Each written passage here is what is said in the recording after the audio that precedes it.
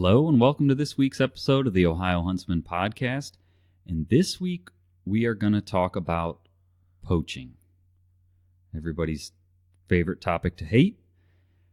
There's been some pretty high-profile poaching in the news, in Ohio news this year. If you are not aware, there was depending on what article you read, somewhere in the neighborhood of a 228-inch buck poached in the state this year. It's a 26-point buck. And so our thoughts with this one is, we're going to kind of give you an update on the story just in case you haven't heard about it. But mainly to talk about poaching, the penalties associated with poaching in Ohio, what we think about the prevalence of poaching in Ohio, that sort of thing, how the penalties are determined, if it's considered a, quote, big buck, and things of that nature. So I guess before we get into that, Jeff, why don't you sort of give us the high-level rundown of the story of this 228-inch buck that I think they've been referring to as hay rake. Yeah, there's a lot of different stories out there, and we don't really want to spread misinformation. So the gist of the story... Yeah, you guys can Google it and read the articles. We weren't involved with any of this. We don't know any of the people involved. We read the articles just like you can. So, we're just giving you an update on here in case you haven't heard the story. Yeah, but the gist of the story is in Coshocton County. There was this 26-point buck that had kind of become popular, well-known amongst the hunters. Hard for a big giant buck like that not to become well-known. It had become noticed. Yeah. Someone harvested it. The taxidermist posted a photo of it to Facebook, so people became aware that it was harvested. And people started asking the taxidermist if they could come look at it and kind of who shot it, asking questions. And it just seemed to people like things weren't quite right. So they asked the game warden to look into it. The game warden became aware of it and started looking into it. And the first red flag that came up was that this buck had been caught on trail camera. It was known to be in a specific area, which was in Coshocton County, possibly, close to the Tuscarawas County line. Yeah. However, a 26-point buck was not checked in either one of those counties. So then the game wardens started searching to see if a 26-point buck was checked in any county. And on the rough date, one was checked in Holmes County. So they reached out to that hunter because that's fishy. They kind of knew the general area, and the hunter checked it in a completely different area. Right. Right. My understanding was the area, you can look at a map and see, but there is no physical way that deer could have traveled that distance and actually been harvested in Holmes County. Correct. So the game warden started questioning the hunter, and he eventually admitted to harvesting 2 bucks. That morning he had went out and shot around 130-inch deer, and then went out that evening and shot the 26-point, 128 Boone and Crockett score buck. And what he did was... 228. You said 128. Oh, sorry. 228. Yes, 228. What he did was he checked in the 20... Well, according to his own story, his own statement was that he checked in the head of the 26-point buck and the body of the 8-point. It was an 8-point, yeah. As a buck. As a buck, yeah. And then went back the next day, took the body of the 26-point buck, and checked it in as a doe. Yeah. So that's... Oh, and he took the head of the 130-inch buck and threw it into a ditch, which the game wardens canvassed the area where he said he dumped it, and they did eventually find it. Yeah, I had read that same thing, that he had dumped it and that they found that discarded head. So that's more or less the story of what happened in this particular case, which kind of prompted this episode. So with that, what was the ultimate penalty that they served with that guy, this particular case? He ended up being fined a total of $28,741.46 total. That's a hefty fine. Yeah, and $27,904.46 of that was specifically a trophy penalty, what's the word I'm looking for? Like a higher... Yeah, what's the legal term? It's slipping my mind right now. You're a legal guy. I can't help you. I'll get it later. Well, it'll come to you. Yeah. But it was a specific penalty because it was a trophy class deer. Okay. There's a formula.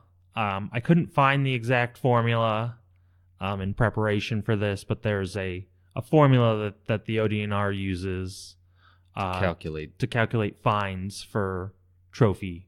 And that's deer. Based on score? It's like the based on score? Boone and Crockett score. Okay. Yes. Okay. Just in general, anything over a 125 Boone and Crockett is considered a trophy buck in Ohio. Yeah. If you shoot a buck, your fine, how the state assessed the value of that animal in fining you. If it's below 225 inches, Boone and Crockett. 125 or 225? Sorry, 125. 125. If it's below 125, okay, you are charged $500. That's what they assess the value. Just like a standard. That's the value of a deer. That's yes. Doe buck. Poached it. A doe is actually $400. Oh, okay. A buck is under $500. 125 is 500. Yeah. And above 125, it goes into this formula, this trophy class animal. Right. If it's exactly 125, it is $1,531. Wow. Okay. Big jump. Yeah. If you go up to, and then it's every point in scoring, the value goes up. Okay. So at a 150 class steer, that's $4,625. Wow. Okay. Get up to 170, that's $8,585. This guy, because his deer was 228 inches, that penalty came to be $27,904.46. Wow. That is a hefty fine. Now, was there any restitution? That's the word I was looking for. Okay. Restitution. Okay. Yes. That is making, the kind of legal thing is making the state whole again. Making it right. Yeah, because technically the deer was stolen from the state. Right. So they were recouping the cost of what the state lost by this deer being poached. Now, in this specific case, were there any kind of penalties on his license, or was it just the monetary fine? He was given a jail sentence of 60 days and a 2-year suspension of his license. Okay. But the judge made a stipulation that the sentence would be suspended, the jail time would be suspended, and his license would only be revoked for half the time, 1 year, if he paid his fine in full. Oh, okay. Which he did. Oh, okay. There's stories out about how he had this kind of money just to spend. We're not spreading rumors here. Yeah. You can draw your own conclusion. Yeah. But he had the resources to pay this fine in full. Okay. So that poses a question. Where does poached deer fine money go? Do you know what it's used for? I know that I believe it's 10% right off the top goes straight to the ODNR for law enforcement. It goes straight back to them. Okay. To provide, it goes into ODNR law enforcement fund. the idea there probably being to help, fund the law enforcement portion of it to try to help keep this from happening in the future, I'm assuming? Correct. Yeah, Okay. yeah. To basically allow because it costs a lot of money to conduct an investigation. If there's lab testing, if just man hours, it costs a lot of money. Yeah. The other thing is there's a Turn In a Poacher hotline website. You can just go to online, and if you provide information, was it substantial, I believe is the word they use, information that leads to a conviction, there's a reward that the person that turns them in can get. Oh, okay. So some of it goes there if there was someone that turned them in, but I think all of it goes, with any fine, some of that money goes into a pool to pay for tips, reward money for tips. Yeah. And that's the Turn In a Poacher system's pretty nice. I've never called the hotline. Yeah. I have filed an online report. There was a buck dumped near my house. I live kind of on a back street, and there was a buck dumped, head just chopped off, nothing else done to it, right, on the side of the road. And, I just filled out the form, because it was much easier to just fill out this tip form, because it was, I don't know what the story is, but I wanted to make the ODNR aware that this is something. And that was a pretty simple process. It was just an online form, and, you could fill out all the information you knew and send it in. Nothing ever came of that, or do you know? No one ever contacted me. I don't know anything more than that. Sure. But so I've experienced that system myself, and it's a lot easier than calling the game warden, or, because I've tried calling the game warden for other things before, and most of the time you get a voicemail and don't get a call back. So it's like, at least this way I know someone, right, went into the system somewhere. Yeah. Someone will see this. Yeah. Okay. So that's kind of the sort of the summary of this specific poaching case, the story of what happened, the penalty that was handed down, and I guess the high level details. Like Jeff said, we don't want to get into, you can read up on all the speculation and things like that, but that's not what we're here to do. So just in general, I think I'd kind of like to talk more about the way the fines are calculated, and then see where we go from there. So I guess in general, do you guys think a monetary, this guy was going to lose his license for 2 years. They cut it down to 1 if he paid the full fine. But mainly, even 2 years isn't that long, right? Do you guys think a predominantly monetary penalty is good, bad, right, wrong? What are your guys' thoughts on that? Jake, you got something you want to... I feel like it's maybe case by case. Yeah, case by case. I really don't like to make everything cut and dry. Yeah. I feel like there's, I don't know, I guess sin among sin, but I feel like there's different levels of poaching on some level. Mm-hmm. If you're harvesting a deer by legal means during a legal season that you have a tag for, if he bought, for example, we'll use the same case. I don't know the specifics, but if he had 2 either sex tags, he's paying his money to the state. It's shot or harvested during a legal season by legal methods. He just got $2. Not to poo-poo that, but that is different to me than someone spotlighting a deer and shooting it with a firearm out of firearm season. There's different levels of poaching in my mind. One seems worse. Right. Than One the seems other. much worse than the other. Obviously there's a lot of emotion involved with a 228-inch buck. Yeah. So there's a lot of emotion and, so a lot of opinions and that kind of stuff. But, at the end of the day, assuming that the story, predominantly of what I read, is accurate, he harvested both those deer with a bow. I mean, it takes, depending on situation, I mean, you got to be, it's not like he shot it from his truck. You know what I mean? There's a difference there to me. Yeah, yeah. Not to say that he didn't deserve everything he got, or worse. You know, I'm not saying one way or the other. But I feel like if you're poaching an animal out of season, or, you know, at night with lights, or, you know, shooting it with a rifle during bow season, those type of things, to me, have a little worse of a sting. Take the antler size out of it, other than just, we'll call it trophy class, anything that's trophy class. Right. But I mean, take the 228-inch part out of it. You know, say it was 150-inch. That's still a big deer. Yeah. But it's not a world record deer. Right. You know, so I don't know. I mean, I don't think, if the guy made, you know, just an honest lapse in judgment, and I mean, it's hard for me to say what, you know, I mean, any one of us sitting in a tree and a 226-inch buck walks by.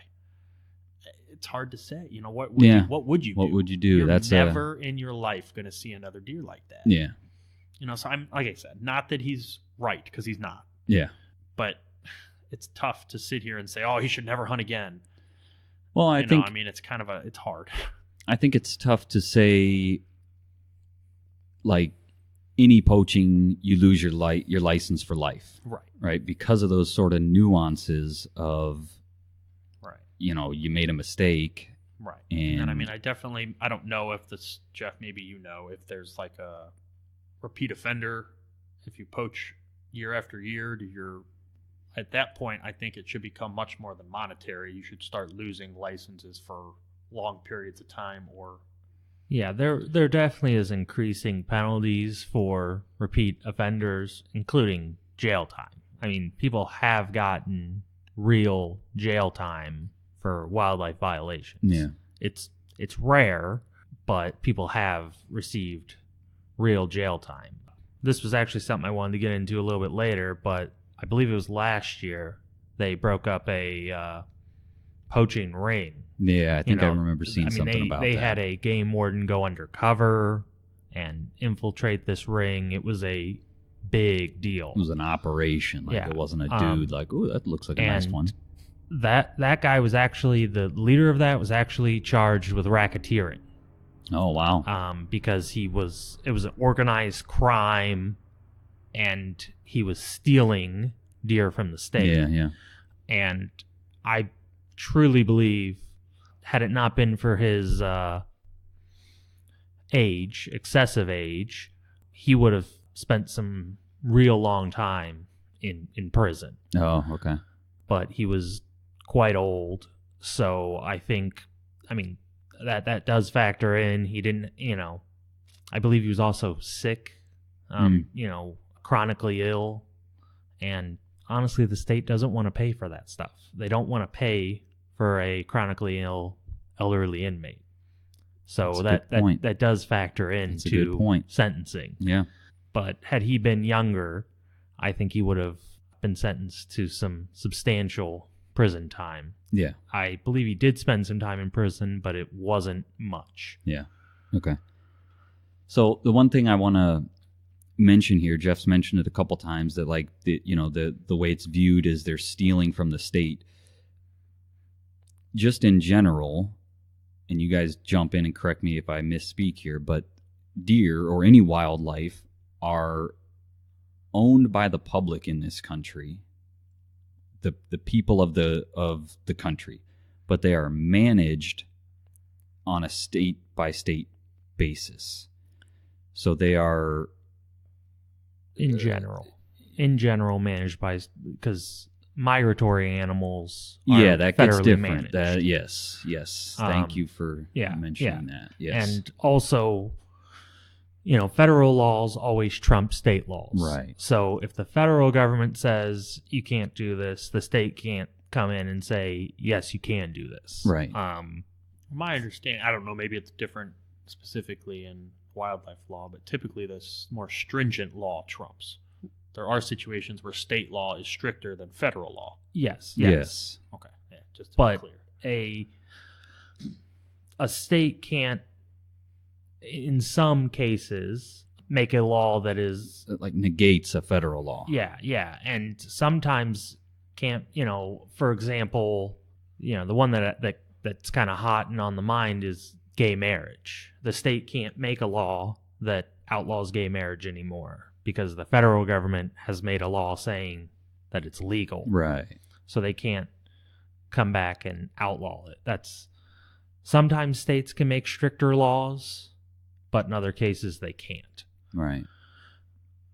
So that's just kind of the way it's viewed. The wildlife model in this country is kind of set up, and it's, in my opinion, one of the best model that is out there in the world. Right? It's worked well since they've put this model in place. It's done great things for the wildlife in this country. But that's kind of, when Jeff is saying they, quote unquote, are stealing from the state or things like that, that's kind of where that comes from. Right. So where were we? I derailed us on that, but I wanted to mention that. We were talking about if we thought the penalties fit the crime. Yeah. Yeah. And with this particular instance, I think the penalty fits the crime pretty well. Mm-hmm. But this is kind of where I see the minimum. Things should only escalate from here. As far as monetarily, or losing your license, Both. or prison time, or Both. Okay. This, because just flat out the value of this deer to the state, I mean, the formula they have wasn't made arbitrarily. Right. There was a assessment of the value of a deer and a trophy deer. Right. So he basically, took this valuable thing away from, so there needed to be restitution paid. Because beyond that, he didn't really get much in the way of fines and penalties. And I think that's because this case was kind of a little bit more understandable. Right. He made a mistake, but it was a little bit more, it takes a lot of morality, to hold back and when a 228-inch deer walks in front of you. Yeah. But had he shot this deer with a rifle, in July, that would be a completely different story. Yeah. I think, that's a lot more criminal, first off, shows more of a criminal will, if you will. Yeah, intent to... Yeah. Because there's planning, there's preparation in that, where this was kind of a spur of the moment thing. Kind of a legal term would be like heat of passion. Yeah. Incident. So I think things should only escalate from here. If you were to have shot this deer in July with a rifle, I think fines should have been much higher. Yeah. Trophy class plus higher fines plus a much longer license suspension and probably, I don't know about actual spending time in jail, but a much larger suspended sentence. Do you know if they do that? Like if it's, do they take those kind of things into consideration, or is it just the trophy class penalty? And well, he probably would have been, he would have been charged with more crime, more That's true. things. That's true. He would have been charged with shooting the deer with a rifle and shooting it out of season. Yeah. And, he would have had more charges and probably more harsh, those would have been seen as worse crimes. Yeah. So they at least take that into consideration. And I would assume, that those are aggravating factors. Yeah. To use legal terms again, the penalties that they are assessing, because it was more intentional, if you will. The judge would have seen it worse, and probably penalized him more. Yeah. Because in Ohio at least, judges have a fair amount of leeway with sentencing of most crimes. Not all, but most crimes. They have a fair amount of leeway to kind of, judge and determine how severe a crime was. Even Right. if it's the same, under the same name, they kind of have some leeway. Right. Given the facts of this particular scenario, Right. what am I going to hand down as a sentence? Do you know if, like, what's the maximum? I know the formula is the formula, but like, can they revoke a license for life? Do you know? Or Yes, and Ohio is part of a I can't remember the term, like what the actual pact is called, but if you get your license suspended for life in Ohio, there's a group of states. Oh, it's like a multi-state. And- It's almost like yeah. a reciprocating, but the opposite. Yeah, Yeah. and it's suspended in all of those states. Oh, okay. So and I'm not sure with like a 1-year suspension if it's suspended for 1 year in all states, but I know with like lifetime and repeat offenders, and if you get a lifetime suspension or a very long suspension, it can apply to a bunch of states. Yeah. That's good to know. I didn't know that. Yeah. That's good that there's like you said, like a reciprocity, but It's like a blacklist. yeah. Yeah. Because that definitely makes it more serious. Right. Because, otherwise, you could get your license suspended for life in Ohio, but Pennsylvania's not too far away, or Michigan, Right. I wonder what that's. This is just me thinking. I wonder what that's tied. Is it tied to your social? Is it tied to your driver's license? Is it just your name? I don't know what know. that's linked to make sure that it's enforced. Yeah, I don't know what it's linked to, but I know current enforcement is not very good. Yeah. Because I've seen cases where the person, gets a wildlife violation, and that's just kind of, in there as a subtitle is like, this person obtained a hunting license illegally because he wasn't supposed to be able to get one. Oh. So I don't believe it's, at least in Ohio, I don't believe it's enforced very well yet. As far as people have lost their rights in another state and then they come here. Yeah. I see. I don't think that they have found a very good way to monitor it. Yeah. Because I have seen, newspaper articles where the person wasn't even supposed to be able to buy a license. Right. It may be sort of like an honor system thing, that there's nothing to prevent you from buying that license.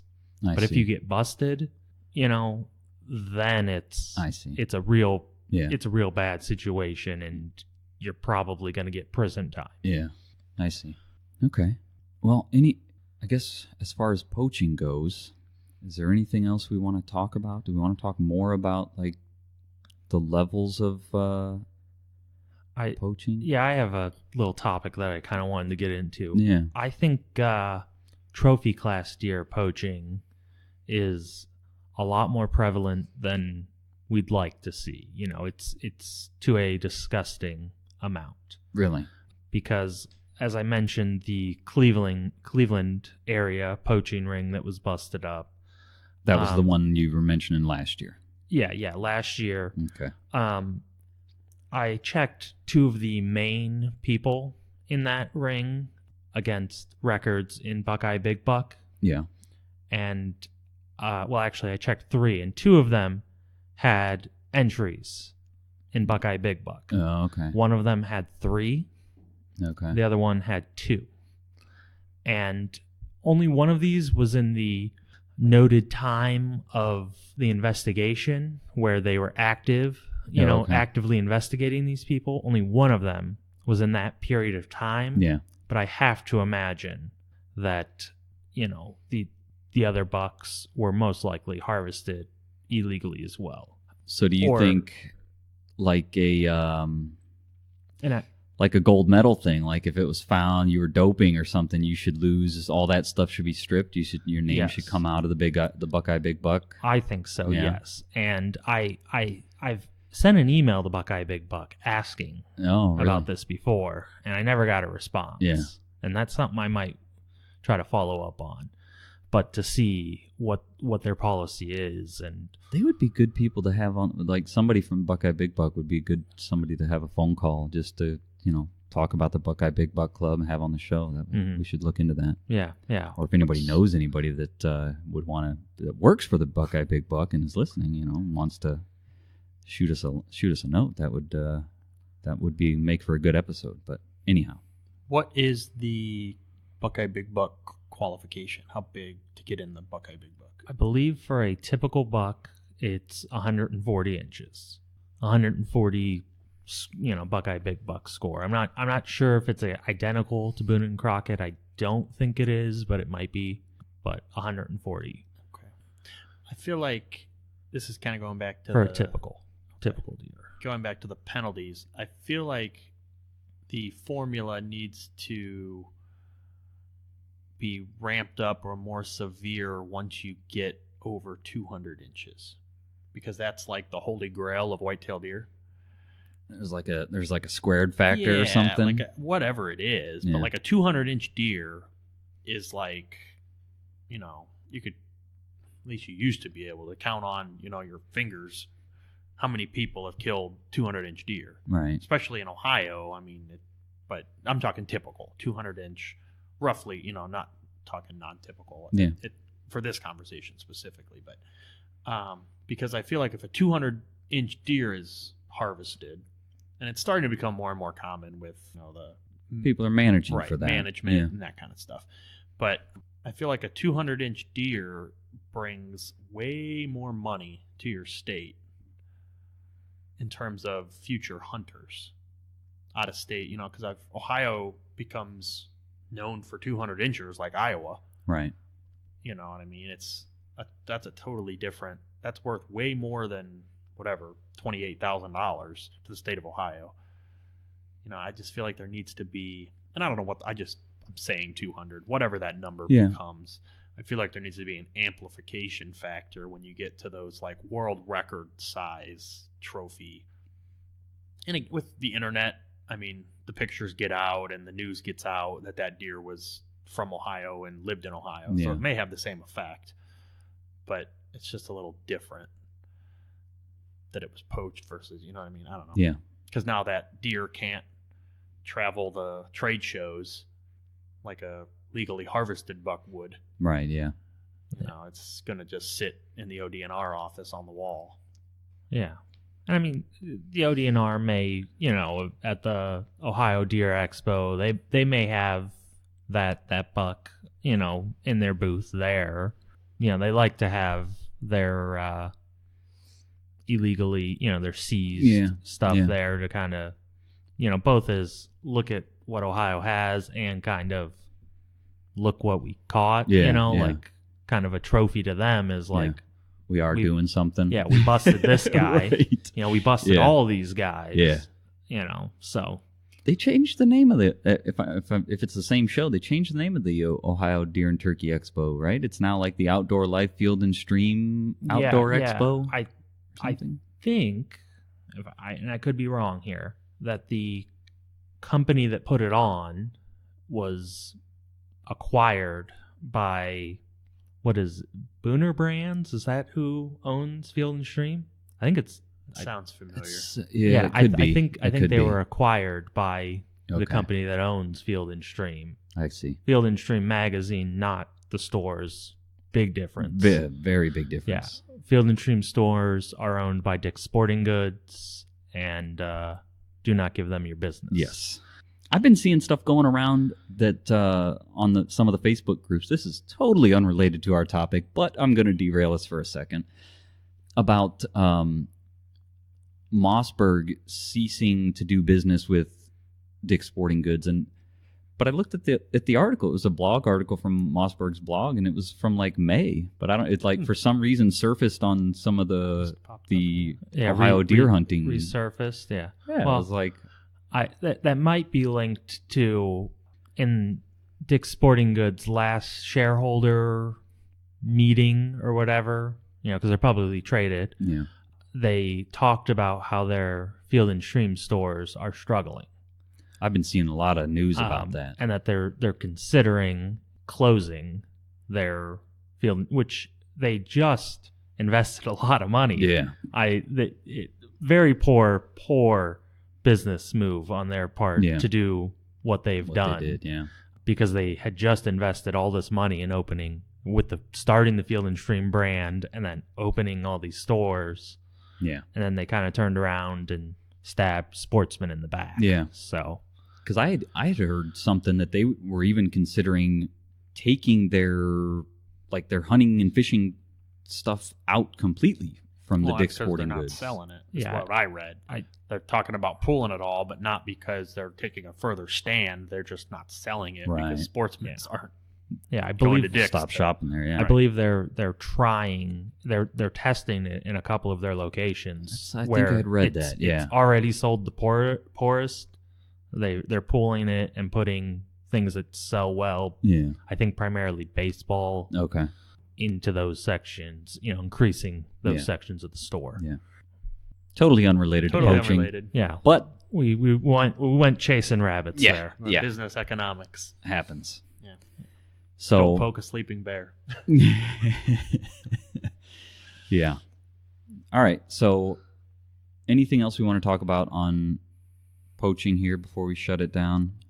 Something I kind of want to say is, Don't poach. Yeah, well, yes, but also, when it comes to this trophy class stuff, and I think we all need to do a little better at, if you see something, say something. Yeah. Because I Yep. think it really hurts the state, the sport, all of it. Yeah. These trophy buck poachers. Especially the non-hunting public, right? They see a news article, because it's going to be in the news. Mm-hmm. They see a news article and they say, see, hunters only care about trophies. And that word can have there's some more meaning to that word sometimes. What hunters call a trophy can be very different from what a non-hunting person, when they say trophy, what they mean. Yeah, and the term trophy hunter as well. Yeah. Because, to some hunters, people who self-identify as trophy hunters, they kind of think that means that they're selective and, Right. They're selectively harvesting. Yeah.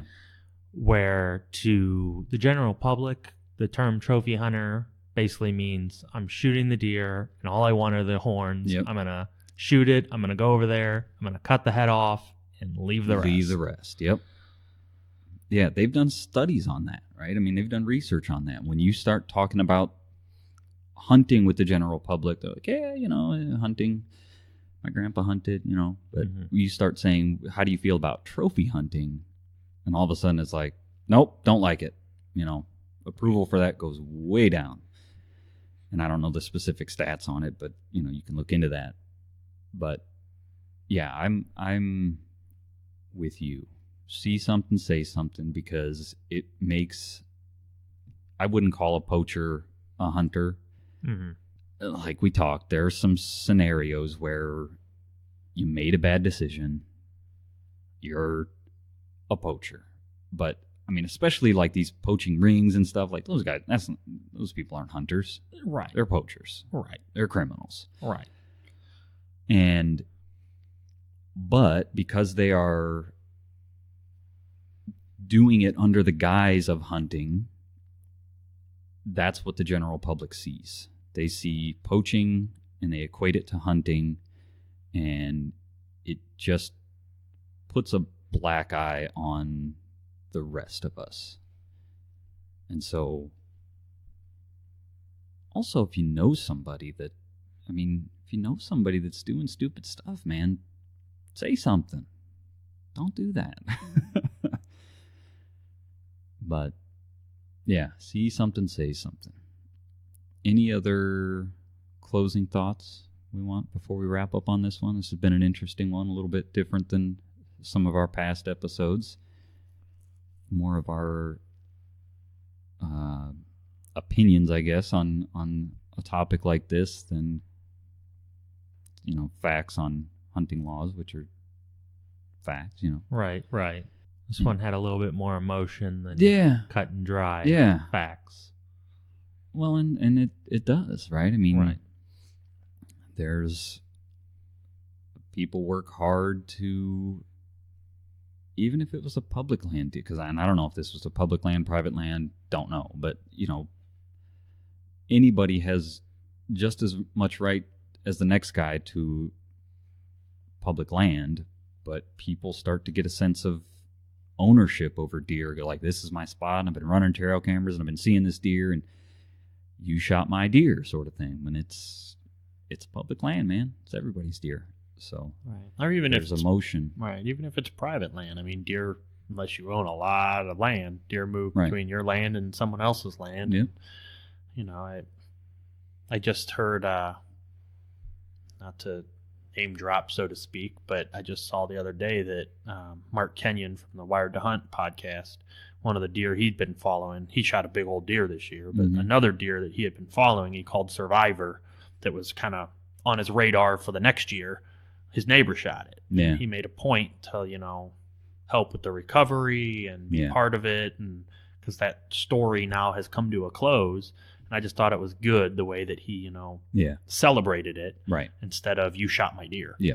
Even though he's been highlighting that deer, that's part of being famous, I guess. Everybody knows who your deer are, Right. and they can typically figure out where you hunt. But it's just important that if you do have a situation like that where you got a big giant buck and your neighbor shoots it, it's bittersweet, but at the same time, like, we've got to support each other, because unfortunately the general public doesn't support us, especially when you start throwing, like you said, the name trophy or the word trophy in front of it. Yeah. So And it's just like, talking about the general public, I would just urge people to talk about hunting to the non-hunting public in a positive light, because I am continually surprised by how much people don't understand or don't know things that we grew up hunting that we take for granted that people know. I've been talking about hunting and had people, non-hunting, didn't grow up hunting, parents, dad didn't hunt, whatever. Like, oh, I didn't realize that there was like seasons for that. Like there was only certain times of the year that, something as basic as that is like, night and day. We understand that there are seasons for all of the wildlife. There's rules, bag limits, all of that. The basic core stuff, some general public doesn't know, doesn't realize. And so helping people understand that it's not just a free-for-all and everybody's out there chugging beers and shooting deers, like, that's not what happens. Right. Because I feel like sometimes that's what people think, right? Yeah. Like, shoot them all, right? It's just a very regulated thing. There's laws, there's rules, there's things you can and can't do. And so I guess that's just my public service announcement to talk about hunting in a positive light to your non-hunting public, your non-hunting friends. Yeah, and I think with that, hunters by nature, at least the majority of hunters, some of the newer hunters are, a different personality type. And by newer hunters, I mean like people that have started hunting, we'll say, in the last 10 or 15 years. Some of those are more, food hunter, meat hunter. They're hunting. You're talking youth getting into it, or you're talking adult onset hunters? All of the above. Okay. Adult onset, I guess. But your traditional hunters are typically more of a introverted, I keep to myself, I worry about myself, I do, I take care of myself and my family. Right, more solitary, which opens us up to, this is kind of going back to see something, say something. I'm not going to tattle on that guy. I'm not getting involved in his business. Yeah. That's what he's doing, it, not me. I'm following the law. But, when you start getting into some more of the extroverted personality types that are kind of coming on late onset, I would say, they're more food hunters and they're more active in whatever, social media and that right, kind of they want stuff. to tell their story. Right. And those type of people, I would say, are, they're more likely to, like you said, share their story or talk about it. So I'd say the majority of hunters don't talk about hunting in a positive light. So like you said, the non-hunters, all they hear is the bad stories, the trophy hunting stories, the poaching stories. You know, your coworker doesn't hear about, you know, like all the stories we told last, you know, our stories episode. Yeah, episode 19. You know, they don't hear those kind of stories where it's just guys going out in the woods and enjoying their time. And, you know, we don't, there's very little trophy, what would be considered, you know, if you say a trophy buck is 150 inches or bigger, you know, there may be one of those in 1,000 square miles of where we hunt down south. You know what I mean? There's just, it's not, they're not there. And we still go down there and we have a great time and we hunt and we harvest a lot of deer and, you know, eat all of our, you know, it's just, they don't hear that stuff. All they hear about is the big, beautiful Bambi, you know, or whatever. It's like, there's a lot to hunting that isn't big giant bucks. Yeah. We all love big giant bucks. I'm not saying you shouldn't. I'm not saying if one walked by, I wouldn't shoot it. But there's a lot to, you know, your hunting stories and the heritage and what it means to you that if you kind of talk to people about it, they can see it in a new light. And it's not just, you want to go out there and get the biggest antlers possible. Yeah. That's a good way to close. I want to not add one thing, but you were talking about like adult onset hunters, and you know they're kind of getting into it for the food. Man, I applaud those people, because could you imagine if we didn't grow up hunting? Like, you know, where do you start? I mean, we did an episode on hunting for beginners, sort of because of that, because it's like, man, getting into it as an adult with nobody to take you or show you is like, that's a daunting task. And so people that are getting into it as an adult and figuring it out, I applaud those people. I would love to have somebody that has done that talk to them on the show, because that is like, I don't know, that's just impressive to me. It's hard for me to even fathom how you would go about doing it. I mean, especially if you did it without a mentor, like you literally just picked up and figured it all out. Like, I'm going to read the rule book. I'm going to learn to shoot. I'm going to whatever. There's a lot of noise out there, you know. Everybody's got their own opinion on how to do it, and you know, there's a lot of noise, you know, beyond just the basics. You know, no one's creating a YouTube video on how to walk quietly through the woods. You know, which is a skill. You know, that maybe your dad or your uncle or your grandpa didn't even like go out of his way to teach you, but you just picked it up when he kept looking back, you know, giving you that look like, be quiet, right? You just, as a kid, you just learned through experiencing it. And as an adult, right, it's like, how do you, like you said, there's no, it's like, how do you fine tune your scent control regiment or something, you know? It's not walking quietly in crunchy leaves or something. So, which walking quietly through the woods is going to kill you a lot more deer than fine-tuning your scent control regimen. At the end of the day, it just is.